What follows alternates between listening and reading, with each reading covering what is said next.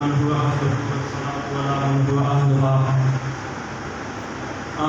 بعد فقد قال الله تبارك وتعالى لو خرجوا فيكم ما زادوكم إلا خبالا ولأوضعوا خلالكم يبغونكم الفتنة وقال النبي صلى الله عليه وسلم لم يبق من الدنيا إلا بلاء وفتنة او كما قال علیہ الصلوۃ والسلام۔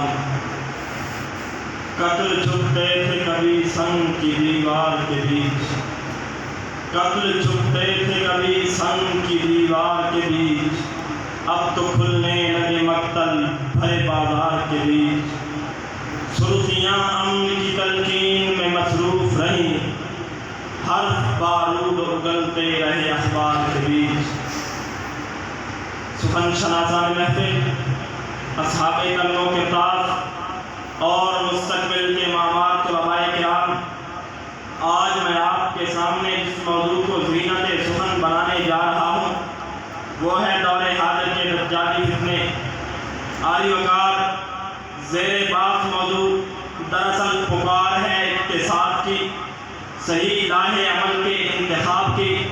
یہ گہرا طنز ہے عصر حاضر کی بے اعتدالیوں پر، یہ دعوت غور و فکر ہے امت مسلمہ کے لیے۔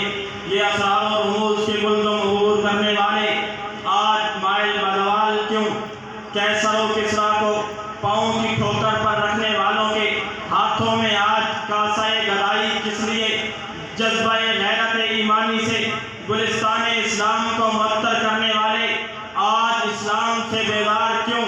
جی ہاں جناب